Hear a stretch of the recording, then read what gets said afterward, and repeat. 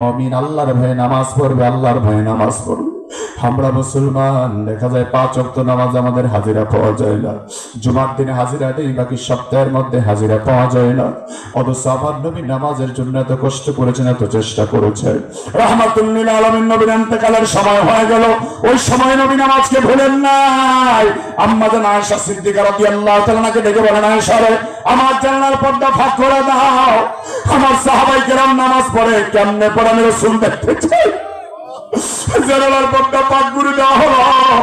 নবীজি আমার নামাজের দৃশ্য দেখে প্রথমে মুচকি আসলেন, একটু পরে আমার নবী কান্না শুরু করে দিলেন। সাহাবায়ে কেরাম প্রশ্ন করলেন, আম্মা জান আয়েশা প্রশ্ন করলেন, নবীজি আপনি জানালার পর্দা ফাঁক করে দেওয়ার পরে প্রথমে হাসলেন, তারপর আবার কান্না কেন শুরু করলেন? নবী বলেন, আয়েশা রে, নামাজের জন্য আমি রাসূল কষ্ট করেছি। আমার সাহাবায়ে কেরাম নামাজ পড়ে এই দৃশ্যটা দেখে ভালো লাগলো, মন থেকে একটু হাসি চলে আসে। আর কাঁদলাম এই কারণেই, নামাজ তো প্রতিষ্ঠার জন্য আমি নবী যখন তায়েফের জমিনে গিয়েছিলাম, এই নামাজের জন্য আমি নবী যখন উহুদের ময়দানে বেরোলাম, এই নামাজের জন্য যখন আমি মক্কাতুল মুকাররমার হারামের সীমানায় দাঁড়াইলাম, ওই মক্কার চত্বরে বেঈমানেরা আমি নবী রাহমাতুল লিল আলামিন নবীর মাথার উপরে উটের নারী ভুঁড়িগুলি চাপিয়ে দিয়েছি। মরা উটের নারী ভুঁড়ি আমি নবী সহ্য করতে পারছি না, পালাতেও পারছি না, দমটা বন্ধ হয়ে যাইতেছে। আমার মেয়ে ফাতেমা খবর পায় তোরা এসে কই, বাবার কি হলো? আমার মেয়ে ফাতেমা এসে গেলি নবী পড়ে যাচ্ছে, আমার বাবা চলে যায়, আমার বাবা চলে যায়, আমার বাবা চলে যায়, আমার বাবার বাঁচাবার জন্য শোন, আমার বাবার মাথার উপর উটের পচা নারী ভুঁড়ি চাপায় দিস। হযরত আবু বকর রাদিয়াল্লাহু তাআলা হযরত আলীকে নিয়ে যখন আসে, বেঈমানরা চলে যায়। আমার নবীর মাথার উপর থেকে উটের নারী ভুঁড়ি যখন সরায় দিয়েছে, আমার নবী কান্দে। আবু বকর নামাজের জন্য বুঝে আমাকে কষ্ট, আরে আমি নামাজের জন্য বুঝি আমি নবীর এত কষ্ট। আল্লাহ নবী ডাক দিয়ে বলেন, আয়েশা রে, নামাজের দৃশ্য দেখে আমার মক্কার চিত্র স্মরণ হয়ে গেল। নামাজের দৃশ্য দেখে তায়েফের চিত্র আমার স্মরণ হয়ে গেল, নামাজের দৃশ্য দেখে ওদের চিত্র আমার স্মরণ হয়ে গেল, নামাজের দৃশ্য দেখে মক্কার খানায় কাবার চত্বরের দৃশ্য আমার স্মরণ হয়ে গেল। নবী আমার ডাক দিয়া কয়, ওরে আয়েশা, আমার উম্মতরে জানায় দিবে, আমি নবী যদি বইরা যায়, আমি নবী যদি চইলা যায়, আমার উম্মতরে জানা দিবা। আমি নবী আমার জীবনের শেষ কথা যেটা বললাম সেটা হলো নামাজ, নামাজ, নামাজ, নামাজ। আমার উম্মত যেন নামাজ ছেড়ে না দেয়, উম্মত যেন নামাজ ছেড়ে না দেয়। ওই উম্মত নামাজ নিয়ে আসবি তো তোর সাথে আমার পরিচয় হবে, নামাজ নিয়ে আসবি না তোর সাথে আমার পরিচয় হবে না। আমার উম্মত নামাজ নিয়ে আসবি, তোর সাথে কবরে কথা হবে। নামাজ নিয়ে আসবে রে উম্মত, কবরে জায়গা পাইবা ভালো জায়গা। নামাজ নিয়ে আসবে না, কবরে ভালো জায়গা পাইবা না। নবীজি বলেছেন, যারা 5 ওয়াক্ত নামাজ গুরুত্ব সহকারে পড়বে, আল্লাহ তাদের 5টা বিষয়ের ফয়সালা করে দিবে। 1 নাম্বার হলো রিজিকের অভাব আল্লাহ দূর করে দিবে। 2 নাম্বারে ঈমান নিয়ে কবরে যেতে পারবে। 3 নাম্বারে কবরের আযাব আল্লাহ দূর করে দেবে। এই কবরে আমি আপনি একা একা যাব, মা যাবে না, বাবা যাবে না। ওই কবর আমি আপনি যখন একা একা যাবো, কবরে যদি বড় বড় সাপ আসে, ওই সাপ বিচ্ছুর কামড় থেকে বাঁচার জন্য কেউ লাঠি নিয়ে যাবে না। ওই কবরে যদি আগুন জ্বলে, আপনি ভাবার জন্য কেউ পানি নিয়ে যাবে না রে বন্ধু। ওই কবরের মধ্যে আমার আপনার সব বিশ্ব ভালোবাসা বাঁধলে সাপ সরাবার জন্য কেউ যাবে না। ওই কবরের মধ্যে আগুনে ধরলে কেউ পানি নিয়ে যাবে না, নিবার ক্ষমতা কারো নাই। আল্লাহ নবী বলে, উম্মত রে 5 ওয়াক্ত নামাজ নিয়ে কবরে যাও, কবরটা সুন্দর হোক। উম্মত রে 5 ওয়াক্ত নামাজ নিয়ে কবরে যাও, ডান হাতে আমলনামা পাইবা। উম্মত রে 5 ওয়াক্ত নামাজ নিয়ে কবরে যাও, ফুল সিরাত 20 দিন মতো পারো, হ্যাঁ জান্নাত পাইবা। উম্মত নামাজ ছাড়া কবরে যেও না, কবরে সব বিচ্ছুর ভর্ত। ওরে উম্মত নামাজ ছাড়া কবরে যেও না, ওরে উম্মত নামাজ ছাড়া কবরে যেও না, নামাজ ছাড়া কবরে যেও না। কারণ নামাজ ছাড়া কবরে গেলে উম্মত, তুই আমার উম্মত, তোর আমি পরিচয় দিব না।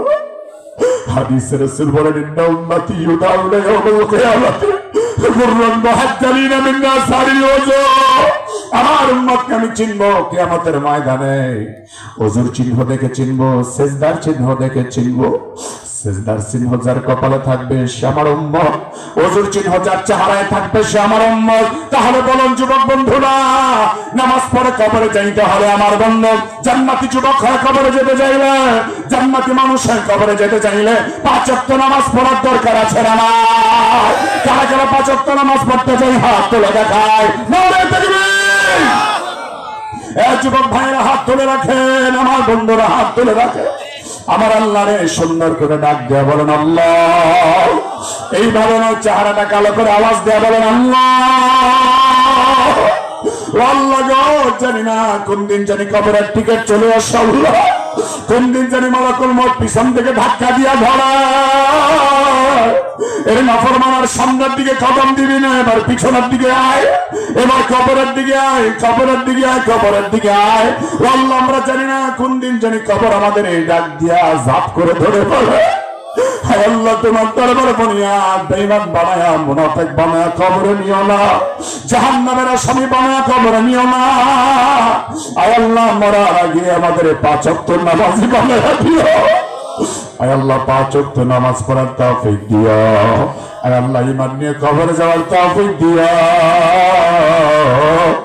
আয় আল্লাহ তোমার রাসূলের হাতের হাউজে কাউসারের ব্যবস্থা করে দিও। জোরে কোন আমিন। আমার আল্লাহর 3টা ডাক দেন, আওয়াজ করে আল্লাহ।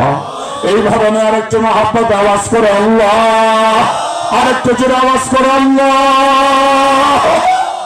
আল্লাহ গো, তোমার বান্দারা কনকনে ঠান্ডার মধ্যে বসে আছে, হয়তো বা মনে মনে নিয়ত মুসাফির মানুষ, আলেম ওলামা মুসাফিরের সাথে হাতটা তুইলা জীবনের গুনার কথা স্মরণ করে মাফ চাইবে আল্লাহ। আল্লাহ তোমার বান্দাদের মাফ করে দিও, আমি গুনাহগারদের মাফ করে দিও আল্লাহ তাআলা। কিয়ামতের ময়দানে আযাব দিও না, জাহান্নামের আসামি আমাদের বানায় দিও না, বলেন আমিন।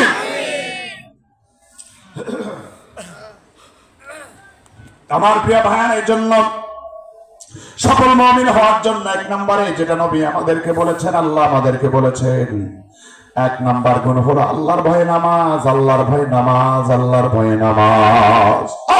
নামাজ পড়বো তো উম্মত পরকালটা সুন্দর হবে, নামাজ পড়বো দুনিয়াটা সুন্দর হবে। কথা বলেন ঠিক কিনা? যে যুবক কষ্ট হচ্ছে নাকি বাবা? ঠান্ডা বেশি, জন্য আর বেশি লম্বা করবো না। আর 10 মিনিট সময় দিতে রাজি আছেন তো? গুছায় ফেলতেছি আলোচনা ইনশাআল্লাহ। আর সর্বোচ্চ 10 মিনিটের মধ্যেই আমরা মোনাজাতের দিকে যাব। লম্বা কথা বলবো না, আগেই বলেছি। 1 নম্বরে নামাজ। নামাজ পড়বেন তো চরিত্র সুন্দর হবে, নামাজের চেহারার দিকে তাকাবেন। আর বেনামাজের চেহারার দিকে তাকাবেন, বেনামাজের চেহারার মধ্যে নামাজের নূর নাই, নামাজের চেহারার মধ্যে নূর ভাসে। 1 নম্বরে নামাজ। 1 নম্বরে কি? 2 নম্বর আল্লাহ তাআলা বলেন ওয়াল্লাযীনা হুম লিয-যাকাতি ফাইলুন ওয়াল্লাযীনা হুম লিফুরুজিহিম হাফিজুন ওয়াল্লাযীনা হুম আনিল লাগবি মুরিদুন। 2 নম্বর আল্লাহ বলেন যারা বেহুদা কথা থেকে জবানকে বাঁচাবে। আমার বন্ধু, আপনারা ব্যবসায়ী মানুষ অনেকে এখানে আছেন, দোকানের সম্বন্ধে দোকানদারি করবেন, নামাজের সময় হলে নামাজটা পড়তে যাবেন। যাবেন তো ইনশাআল্লাহ? দোকানটা বন্ধ করে প্রয়োজন নামাজে যাবেন, বরকত বাড়ায় দিবেন কে? আল্লাহ। আমার ভাইয়েরা, জুন্নুন নসরি রাহমাতুল্লাহর নাম শুনেছেন? জুন্নুন নসরি, ওনার কাছে একজন ব্যবসায়ী, যেহেতু বাজারের পরে মাহফিল আমি বলছি, জুন্নুন নসরির কাছে এক লোক এসে কয়, হুজুর আমি আপনার হাতে মুরিদ হব, কিন্তু নামাজ পড়বো না। কি পড়বো না? নামাজ। বলে কেন? বলে হুজুর আমার প্রতিবেশী দোকানদার, সে একজন মুশরিক, তার দোকানে সদাই করতে লোকেরা বেশি আসে, আমার দোকানে যদি ব্যবসা না হয়, নামাজের সময় আমি নামাজ পড়তে যাই, কাস্টমার চলে যাবে, আপনার কাছে বায়াত হবো নামাজ পড়বো না। আমাদের দেশে তো অনেক পীরও আছে যারা নামাজ পড়ে না, কিছু কিছু ভণ্ড পীর এরকম আছে না নাই? আমার ভাইরা হাক্কানি পীর মাশায়েখ যারা চরমনার জমিনে শহীদ শুয়ে আছেন, সৈয়দ ফজলুল করিম রাহমাতুল্লাহ আলাইহি, আমার ভাইরা ওজনের জমিনে কারি ইব্রাহিম রাহমাতুল্লাহ আলাইহি, আপনাদের অঞ্চলে দিনের সুবহান খাদমত আঞ্জাম দিয়ে শামসুল হক ফরিদপুর রাহমাতুল্লাহ আলাইহি, হাজী শরীয়তুল্লাহ রাহমাতুল্লাহ আলাইহি, ওরা নামাজের আন্দোলন করেছে, ওরা নামাজের কথা মানুষকে বলেছে, ঠিক কিনা বলেন? আর যারা বলবে নামাজের দরকার নাই, আমরা বলবো তোমাদের মতো ভণ্ড আমাদের, যারা বলেন তোমাদের মতো ভণ্ড আমাদের, তারা উম্মতের মধ্যে বিভেদ সৃষ্টি করতে চায়। আল্লাহ পাক এই ফিতনা থেকে উম্মতকে বাঁচিয়ে দেখ, বলুন আমিন। জুন্নুন নসরি বলে, বান্দা, আল্লাহর বান্দা, তুমি আমার কাছে বয়াত হতে চাও, নামাজ পড়তে চাও না, আর বাকিটা করবা? বলে হুজুর হ্যাঁ। হুজুর বললেন ঠিক আছে, নামাজ পড়বা না, তবে আমি তোমাকে বয়াত করছি সবকগুলি পালন করো। হুজুর উদ্দেশ্য হচ্ছে যুবককে যদি ছেড়ে দেই, যুবক তার চেয়ে তার খারাপ পথে চলে যাবে। ওখানে একটু লাইট রাখি। এই চিন্তা ভাবনা নিয়ে জুন্নুন মিসরি রাহমাতুল্লাহ আলাইহি যুবককে বায়াত করালেন। আল্লাহর ওলি এমন ভাবে দোয়া করলেন, দোয়া এমন কাজ হলো, যুবকের মধ্যে এমন একটা ঢেউ তৈরি হলো, সবাই নামাজ পড়তে যায়। যুবক মনে মনে ভাবে, সবাই যদি যায় আমি কেন যেতে পারবো না? যুবক নামাজি হয়ে গেল, যেরকম আল্লাহু আকবার। এখন নামাজ পড়তে গেছে, এখন ওই যে মুশরিকের দোকানে ব্যবসার মাল বেশি চলছে, দোকানদার ব্যবসা কুলাতে পারতেছে না, মালামাল দিয়ে খরিদ্দার কাস্টমার বেশি, দোকানদারি করে কুলাতে পারছে না, শেষ করতে পারছে না। শেষ পর্যন্ত জুন্নুন মিসরি রাহমাতুল্লাহ আলাইহি ওনার কাছে এসে যুবক ডাক দেখে, হুজুর আমি তো নামাজ ধরেছি। হুজুরকে ধরেছ বলে, হ্যাঁ। তো নামাজ ধরলে এখন সমস্যা কি? হুজুর সমস্যা হলো আমার দোকানে এখন কাস্টমার নাই, সব কাস্টমার ওই লোকের দোকানে চলে যায়। আল্লাহর ওলি দোয়া করে দিলেন, যাও বাবা তুমি নামাজ পড়ো, নামাজ পড়ো, নামাজ পড়ো। আল্লাহর ওয়াদা আছে, নামাজ পড়লে রিজিকের ফয়সালা কি করবে? জোরে বলেন কে করবে? কয়েকদিন পরে দেখে নামাজের সময় হলে ঠিকই কাস্টমাররা আসে না, নামাজের পরে এমন কাস্টমার হয়, বিগত 8 সপ্তাহে যত বেচা কিনা মুশরিকের দোকান হয়েছে, ওই যুবকের দোকানে একদিনই তেমন বেচা কিনা শুরু হয়েছে। আমার ভাইয়েরা, নামাজি দোকানদার, নামাজি কাস্টমার, নামাজি দোকানদার খোঁজে। কথা বলেন ঠিক কিনা? তাহলে 1 নাম্বার হলো নামাজ, 1 নাম্বার হলো নামাজ। মা বোনদেরকে বলবো, মায়েরা আপনার নামাজ পড়ুন, আপনারা নামাজ পড়ুন।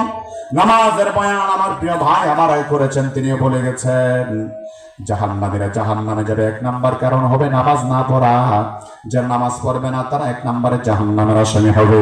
তাহলে 1 নাম্বার হলো নামাজ। 2 নাম্বার আল্লাহ বলেছেন ওয়াল্লাযীনা হুম আনিল লাগবি মুরিদুন, যারা বেহুদা কথা থেকে নিজের জবানকে বাঁচায় রাখবে, বেহুদা কথা থেকে নিজের জবান বাঁচায় রাখবে।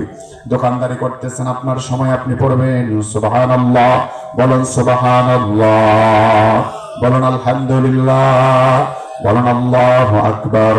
এইভাবে নয়, জোরে আল্লাহু আকবার, আর জোরে বলেন আল্লাহু আকবার। আপনার সময় আপনি আল্লাহর তাসবিহ আদায় করুন, পরের সমালোচনা করার কোনো দরকার নাই। 2 নাম্বার হলো যারা পরের সমালোচনা থেকে নিজেকে বাঁচায় রাখবে। 3 নাম্বার আল্লাহ বলেছেন ওয়াল্লাযীনা হুম লিযাকাতি ফাইলুন, যারা যাকাত আদায় করবে। 4 নাম্বার আল্লাহ বলেছেন ওয়াল্লাযীনা হুম লিফুরুজিহিম হাফিজুন। ইম্পর্টেন্ট আলোচনা আমার বন্ধু। 4 নাম্বার আল্লাহ বলেছেন যারা লজ্জাস্থানের হেফাজত করবে। আল্লাহ তাআলা বলেছেন যারা লজ্জাস্থানের হেফাজত করবে। 5 নাম্বার আল্লাহ বলেছেন ওয়াল্লাযীনা হুম লিআমানাতিহিম, যারা আমানতের হেফাজত করবে। 6 নাম্বার আল্লাহ বলেছেন ওয়াহদিহিম রান, যারা ওয়াদা রক্ষা করবে। কি রক্ষা করবে? যারা ওয়াদা রক্ষা করবে।